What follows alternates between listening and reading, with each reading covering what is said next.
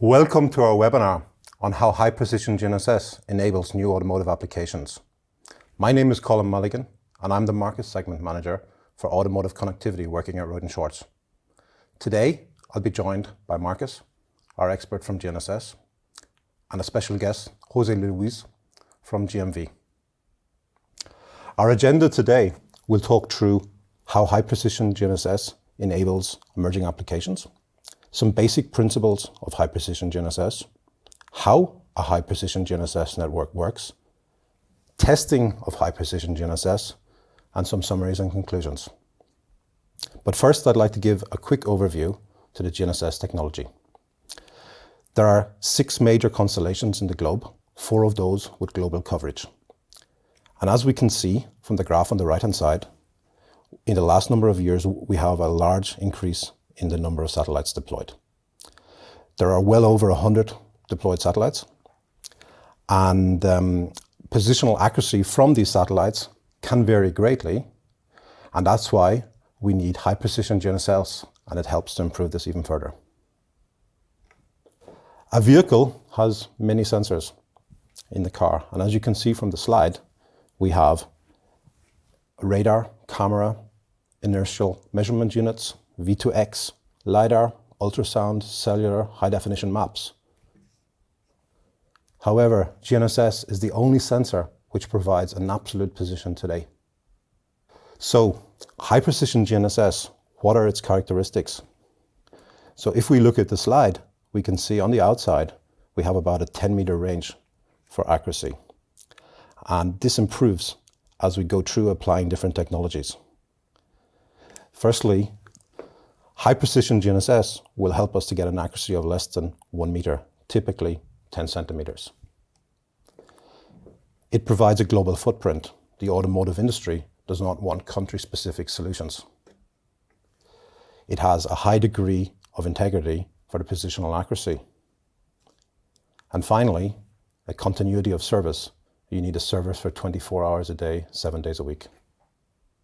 So what are these key automotive applications? Well, today, we all know about using map navigation and emergency call. But in the future, high-precision GNSS will enable autonomous driving and cellular V2X applications. Emerging applications require high-precision GNSS. So what I'd like to do now is I'd like to hand over to my colleague Marcus Östigler, who's going to provide us with some basic principles. Marcus, over to you. Thank you, Colm, and welcome also from my side. In the next few minutes, I will talk a little bit about the basics of high-precision GNSS. We will see how it works, how GNSS observations are processed, how typical GNSS errors can be minimized, and also how the infrastructure for typical high-precision GNSS services look like.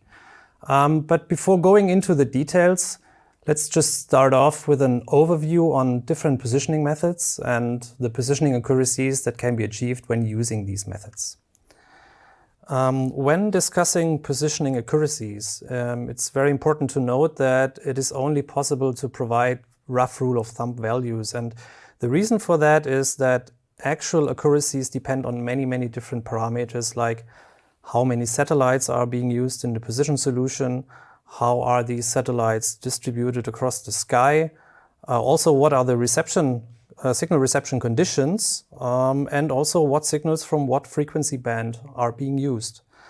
But as a rule of thumb, and this is what you can see here in the slide, with standalone single frequency GNSS, you can achieve position accuracies between 5 and 10 meters.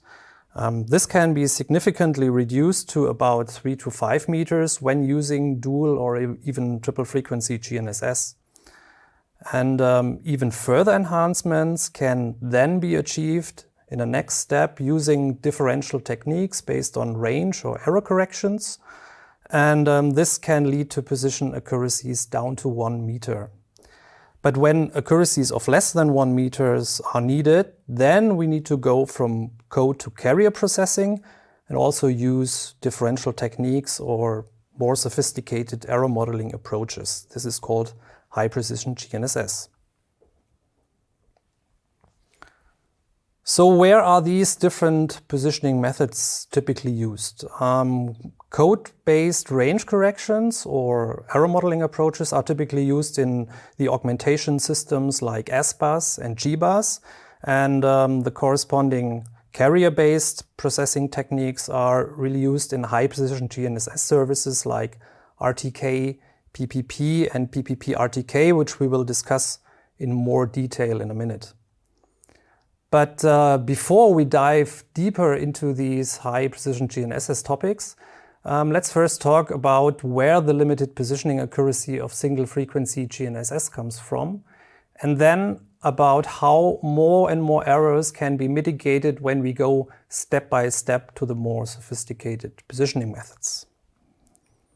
So the basic measurement in GNSS is the distance or range between a satellite and a receiver.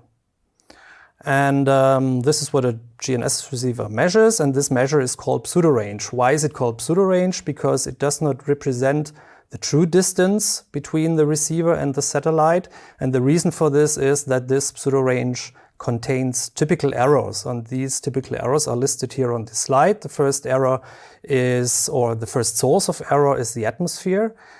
So when the signal propagates through the different layers of the ionosphere and also the troposphere, it gets delayed and attenuated. Then we have satellite orbit errors here, which is basically the difference between the actual satellite orbit and its predicted orbit, which is usually used for the positioning process. Then we have clock errors on the satellite and clock errors on the receiver side. This is basically the difference between the local time on the satellite and in the receiver and the GNSS system time. And finally, we also have measurement noise and multipath, and the latter is caused by signal reflections in the vicinity of the receiver. So we are talking about reflections coming from buildings, from trees, or from the ground. And all these error sources limit the typical positioning error to about 3 to 10 meters, if we like we have seen in the first slide.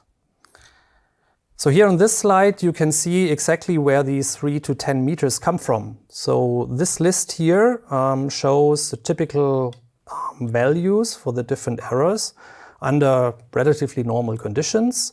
And as you can see here, they add up to, in this case, to a ranging or user equivalent ranging error, UERE, of about 7 meters. The atmospheric errors can then be reduced in a first step by applying atmospheric models directly in the receiver, which in our case here reduces the total ranging error to about 3 meters.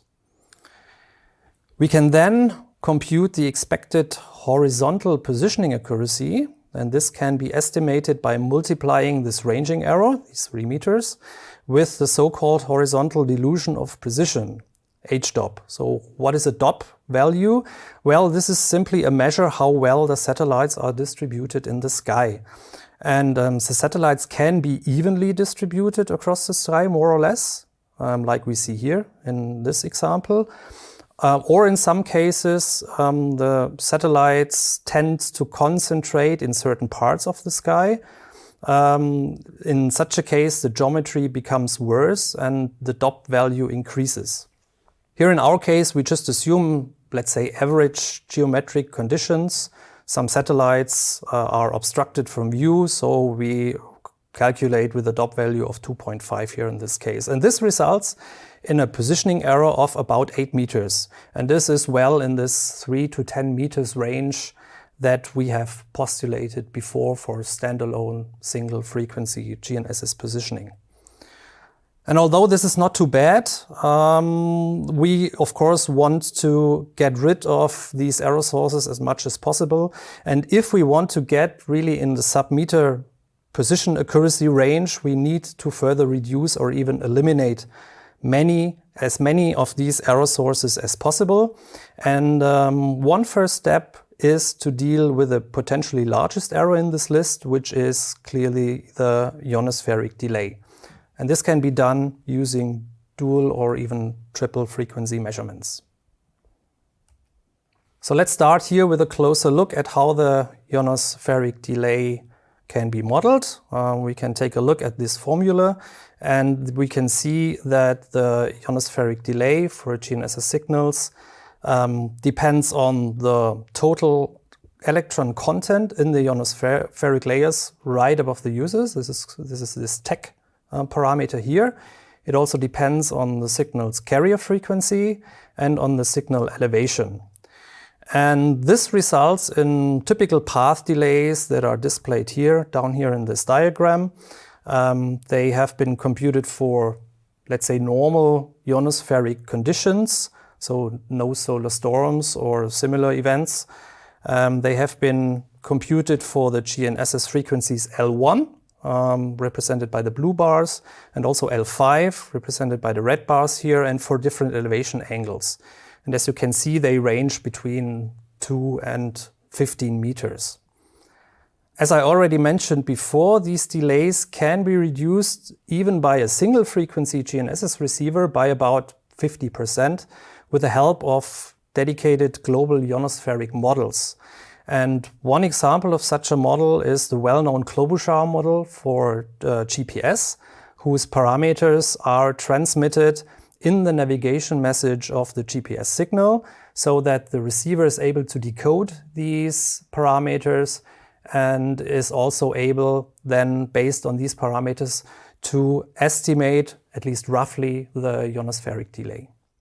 But in order to completely remove the error, the receiver can use range measurements obtained from 2 frequency and either form a completely new observable, the so-called ionosphere-free pseudo-range that you can see here, or compute a range correction and apply it to the range measurements taken on 1 frequency. Both approaches are really able to almost completely remove the ionospheric delays, but certainly all other errors like the tropospheric error, the orbit error, the clock error, also noise and multipath, are certainly still there. So in order to learn how these remaining error sources can now be mitigated, we will now look at the basic principle of local area differential GNSS positioning based on code observations. This positioning approach works with a GNSS reference station located at a well-known position. And this reference station is now able to compute the range to the satellite in 2 different ways. So first, it can do a normal receiver measurement, which is indicated by the blue arrow here.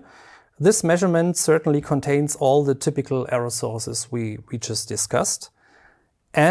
Or it can do a computation of the expected real range to the satellite based on the known coordinates of the reference station and the known coordinates for the satellite. So the satellite position is something which is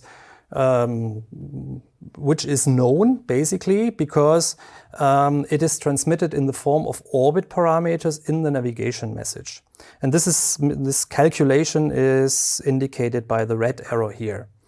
And the difference between the blue and the red arrow contains all the ranging errors and can be transferred to the user in the form of a correction. And the user can then combine this transmitted range corrections with its own range observations taken directly from the user receiver and is thus able to get a more accurate range measurements, which in the end will also lead to a more accurate position. So this type of correction is called observation state representation, OSR. Why? Because the transmitted correction data is derived directly from the reference receiver's observation. Just a few words on error mitigation. So what errors can be mitigated? You see this here in this table. The answer is all errors that are common or very similar for both the reference station and the user can be eliminated or at least reduced to a large extent. It should also be noted that the resulting positioning accuracy in the end depends on the distance between the reference station and the user. The accuracy is generally better for short baselines because the errors are better correlated in this case. So whenever we have a rather small service area with relatively short baselines, this method can be used to mitigate most error sources. And this method basically works with only one single reference station. And as we have already seen, the correction data is based on range corrections, and therefore the correction type is always R in this case. And here's an implementation example for such a system, which is the ground-based augmentation system. This system provides differential corrections to incoming aircraft to support landing procedures at airports. So what if the service area needs to be larger or to get larger? In this case, we cannot work with a single reference station, but we need a network of reference stations. And the observation from all these reference stations are then processed in a central processing facilities where the pseudo-range errors are split into its constituents and provided to the users inside the service area. And this correction type is usually called space state representation SSR. And this approach is typically used in satellite-based augmentation systems like WAAS, EGNOS, EMSAS, or GAGAN. So as we have already seen, these code-based augmented positioning methods, they can achieve positioning accuracies of down to 1 meter, but when sub-meter accuracy must be achieved, it is mandatory to use carrier observations instead of code observations. The typical measurement errors that we have discussed, they will still be there, but they can be mitigated by double differencing carrier observations. So let's have a closer look at this concept. So we still have our two receivers here, so the reference receiver and the user receiver here. And now we can take observations from these two receivers at the same point in time to the same satellite and subtract them from each other. This is called a single difference. And by doing this, these errors here, indicated in green, can all be eliminated or reduced. So satellite clock errors, satellite orbit errors, and the atmospheric delays can be reduced. And we can even eliminate the receiver clock error, which is still present for the single differences, by simply take another satellite, compute a second single difference with another satellite. This is the one illustrated in red here, and difference both single difference, and this is called a double difference. And the only errors left in this case are noise and multipath. So this is still present. Why? Because these are the errors that are not spatially correlated and they cannot be differenced out. So using double differences is certainly only a first step to compute the highly accurate user position. Other steps include also rather complex concepts like carrier ambiguity resolution or baseline processing. And these processes can also result in rather long convergence time, which is simply the time the receiver needs to compute the first highly accurate position. If we have a look at the system characteristics here, also in this case we can distinguish between small service area where only one reference station is sufficient and larger service areas where we need a network of reference stations. So also in this case, it is required to send correction data to the user. What is being sent? It's in this case simply the carrier observations taken at the reference stations. So the correction type is also always R here. And this kind of implementation where really carrier phase observations are directly sent from a reference station to a GNSS user, and the user then uses this observation to compute a highly accurate position, is called real-time kinematic, RTK. So RTK itself, it's not really new. It has been around for many decades, but mainly for surveying applications. But RTK is now finding its way into many other applications as well. Again, in case the service area needs to be larger, so the situation on the right-hand side here, a network of reference station is used, and also observations from all the reference stations are processed in a central processing facility where typically precise orbit and clock parameters and corrections are generated and then provided to the user. So we are also talking about SSR in this case, and this implementation method is called precise point positioning and is widely used by commercial high-precision service providers. And one of the reasons why it is so widely used is because PPP has some major benefits over the RTK approach, as we will see later in this webinar. Now let's have a closer look at the infrastructure for RTK and PPP systems. Let's start with RTK. We have here on the left-hand side the typical RTK infrastructure with a GNSS constellation, a reference station, and a GNSS user. So what happens when using this positioning method is the following. First, the reference station collects carrier phase observations. Then these carrier phase observations are sent from the base station to the user, hence the OSR correction type. And then the user receiver collects also carrier phase observations by itself. And as a final step, the user receiver combines its own observations with those received from the reference station and is then able to compute a highly accurate position. And this position computation is based on what we have previously discussed: double differencing, ambiguity resolution, and also baseline processing. The situation for a pure PPP service is slightly different, and this is what you can see on the right-hand side of the slide. The infrastructure again includes the GNSS constellation, a network of reference station, and again a central processing facility. Plus, in this case, additional infrastructure is needed to really send correction data to the user. This can be done by using, for example, a satellite link, in this case a geostationary satellite, or also terrestrial communication links like internet or a cellular network. Now let's have also a closer look what happens during positioning. So the base station network collects pseudorange and carrier phase measurements and observations. They are transferred to the central processing facility, where satellite, orbit, and also the clock corrections are computed. Then these error corrections are transmitted to the user, for example, via geostationary satellite or internet or a cellular connection. And then on the user side, the user receiver can apply these error corrections to its own GNSS measurements and compute a highly accurate position. In terms of error mitigation capabilities, RTK can mitigate really all major GNSS error sources, which is mainly due to the basic principle of forming these double differences that we discussed before.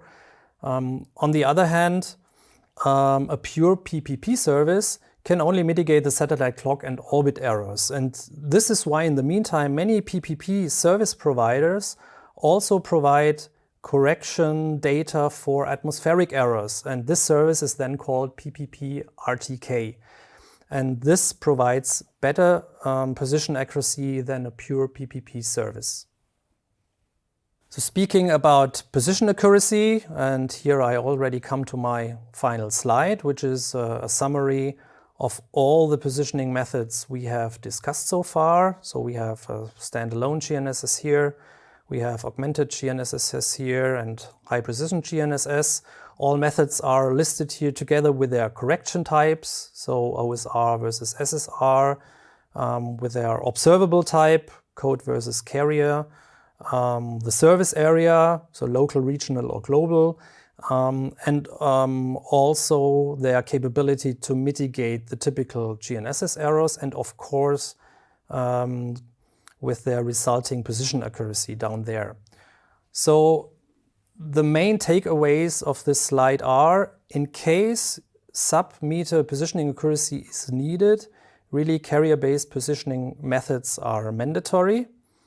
And if we have a closer look at these positioning methods, these high precision GNSS methods, we see that PPP services provide accuracies of several decimeters. With PPP RTK services, you can get better than 10 centimeters. And RTK is able to provide the best accuracies in the centimeter range, but only in case you are relatively close to a reference station. And this is also the major disadvantage of such RTK systems, because in case you really want to cover a very, very large service area, you need a lot of reference stations. And this makes such a system very expensive and sometimes uneconomic for the service provider.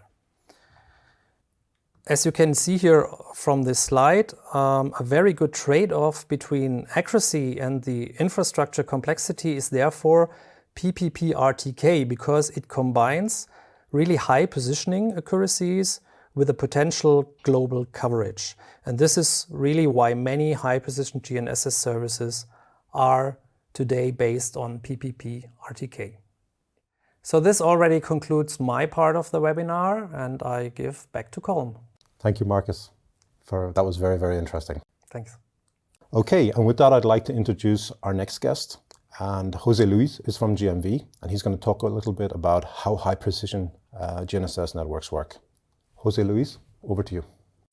Thank you very much, Colm, for having us here at GMV. So, as you mentioned, I'm going to explain how our solution of GNSS technology works for autonomous driving systems. So, this would be a summary of what you have already said. I'm going to explain here how our specific system works, applying all the theory that our colleague Marcus has been explaining so far. Here I would like to point out that the GNSS is one of the only ones in the autonomous driving cars that is providing global coverage. This means that the system is providing a high accuracy and safe solution everywhere, all around the globe. And actually, another main topic of this solution would be that it's very robust in terms of safety, because we have been working in this system for quite a long time, and it's really a mature system that has reached and demonstrated that this SOTIF, like in many applications for civil aviation, that now is a key enabler for also transitioning into the road-based vehicles. An important part of this system is that it's independent from the rest of the system integrated in the cars. And that gives us a lot of advantages, because whenever the others are not available, GNSS is going to be there. And it actually can be enhanced by merging this system with others in the cars, like the inertial measurements or the odometer, for example. We provide also a velocity and orientation values, which are really also useful for the different other systems in the car that are using our output. An important part of the system is that there is no specific setup that is only used for GNSS high accuracy. This setup can be also used for many other applications, such as eCall, the tolling, tachograph, or navigation, as our colleague has explained before. There is another important part of the system, and it consists of the anti-spoofing and anti-jamming detection capabilities, which is very important in order to avoid this kind of attacks that potential hackers could do to our system. So we want to make sure that the car is every time in the location that we are saying it is. So it's very important to have this kind of checks inside the system. And why GNSS? Why do we use GNSS in the autonomous driving system? Because this is a system that has been booming in the past few years. As you can see, because all the different governments have been spending a lot of time in order to develop their own GNSS global navigation system, basically. And we see that this has a lot of potential, and that a lot of industries are using this kind of technology. So now I'm going to focus on our specific product, which is called the GMV G-SARP. This stands for Safe and High Accuracy Reliable Positioning for Automotive.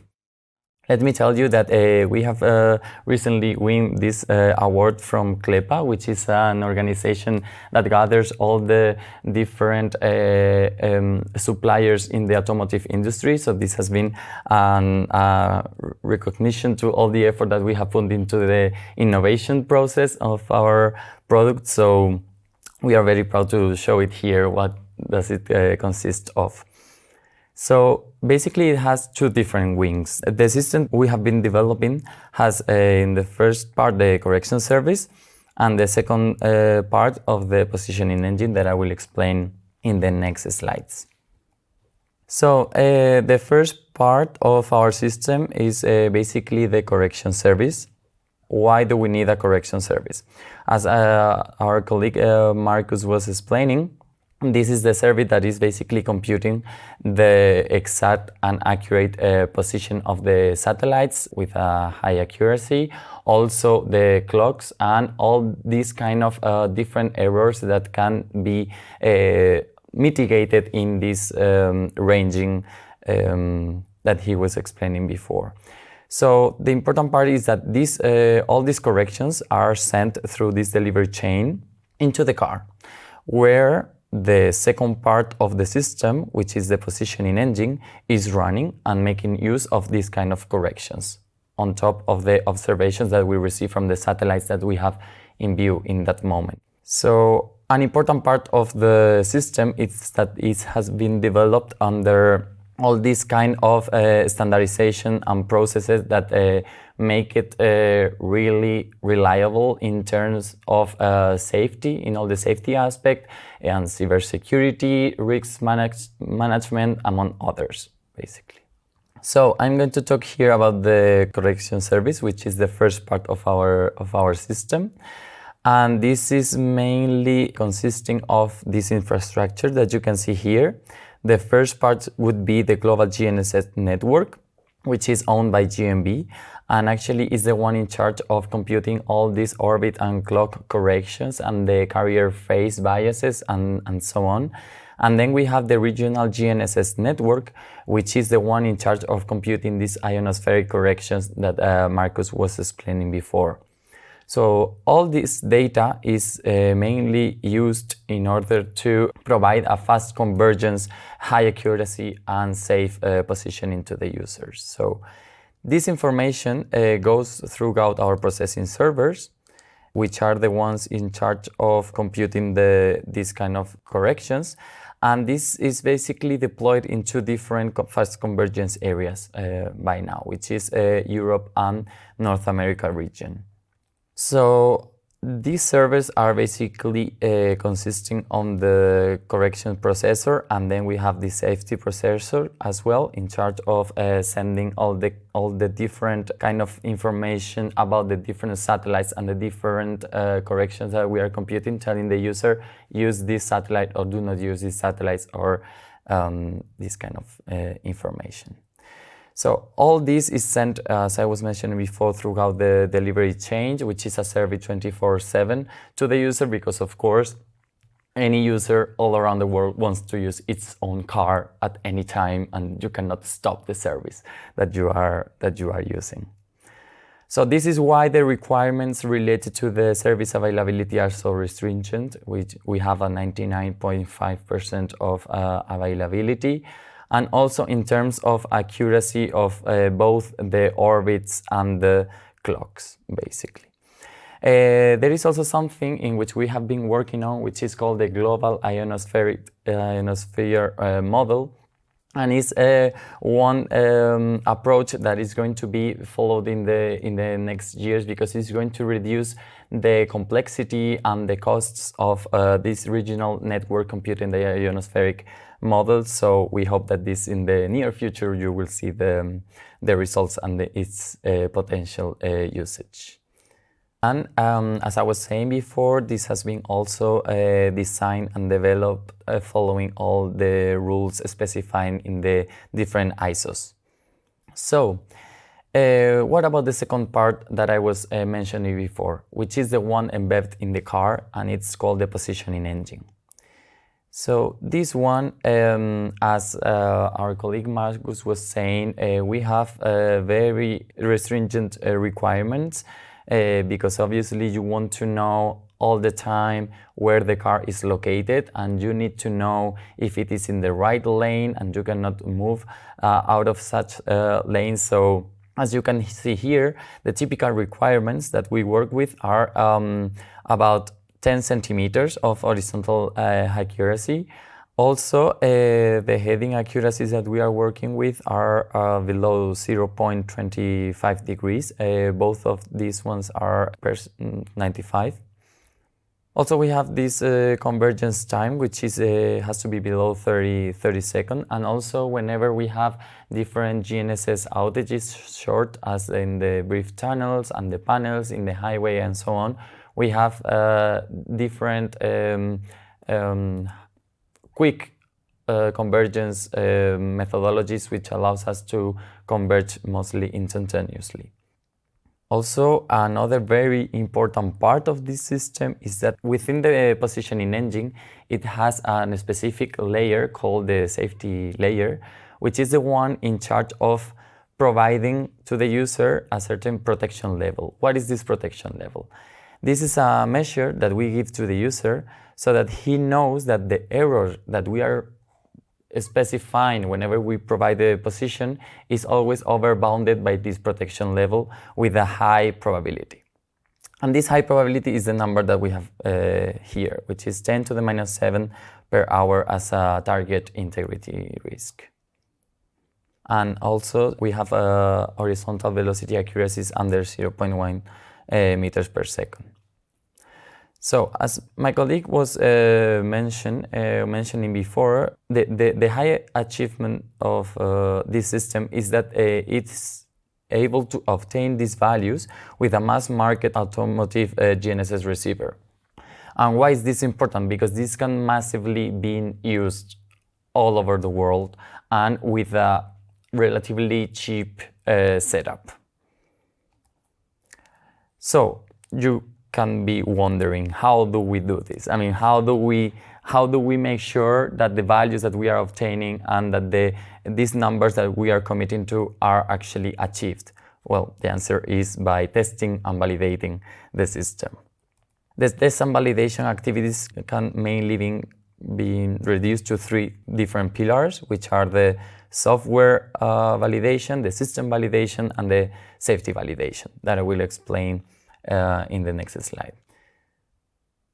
And as our colleague Marcus was saying, this system that we are developing and integrating in the different cars is using the PPP plus RTK technique and also following all the ISO rules.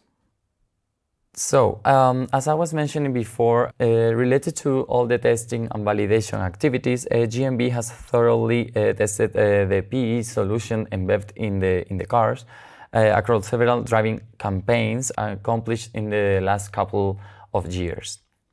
So, if we focus first on the system validation, we have collected tens of thousands of kilometers all around Europe and North America, because we need to make sure that the system is behaving as expected. So how do we do that? So what we do is test the system and the different influence factors. As you can see here, how does the positioning engine behave when we are driving in mountains, when we are driving in high latitude surroundings? How does it behave with different environmental conditions in forest that we are covering the antenna and therefore we are losing many satellites?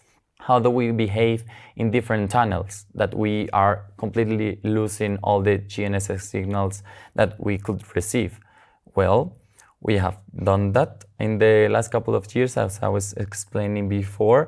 And as you can see in the map, we have gone also through coastal areas. We have gone to Scandinavia in order to test the different scintillations of the ionosphere layer and so on. So on top of this system validation, we have the safety validation, because you can drive a lot of kilometers all around the globe, but at the end, there are always certain kind of errors that you cannot model. Because what happens if, for example, we drive north to the Scandinavian countries, and in the days that we drove there are no ionospheric activities happening, so we lost the chance to test it in real conditions. So what we have to do here is to include a massive faulty testing in order to insert different kind of errors in the GNSS measurements. So for that, what we need is a GNSS RF signal simulator that allows us to being able to include in these GNSS measurements the kind of error that we would expect to see in real life whenever we drive to the Scandinavian countries, for example, in order to test the ionospheric activities. What we achieve with that is, at the end, a lot of trust in our system that the protection levels that I was explaining before are always covering the error that we are computing whenever we are calculating the high accuracy position. So for this, as I was explaining before, we need to achieve this 10 to the minus 7 per hour integrity risk, and this is only achieved by this simulation on the errors that we include in the GNSS measurements. So that was the last part of my presentation, and we go back to Cole. Jose Luis, thank you very much. And that was really, really interesting. I can see there's a lot of hard work gone into achieving that. I'm sure it'll help us on the way to autonomous driving vehicles in the coming years. Thank you. Thank you. So with that, I'd like to give people a little bit of an overview of some of the testing considerations around high precision GNSS. So if we firstly maybe start by summarizing what we've just seen from Marcus and Jose Luis. We have, on the left-hand side of this picture, we have a network of high precision GNSS systems. In the center of this system, we have a high precision correction server. And there are three basic mechanisms in which this information is brought to the car. One via satellites, two via an internet connection or a 5G LTE internet connection, and thirdly via a 5G system broadcast via POSSIBs, where we can address many, many vehicles at one time. So looking into high precision testing considerations, there are maybe 5 points which I would like to bring to your attention here. The first of those points today is we need to be able to test a GNSS receiver in a reproducible and controllable environment. Secondly, we need, as Jose Luis was mentioning, we need the ability to be able to inject errors into the system. So for example, ionospheric errors might not be in a location on a certain day if you can, and your testing maybe is not so efficient. If you can inject those errors in a controllable manner into the system, you can do things much more efficiently.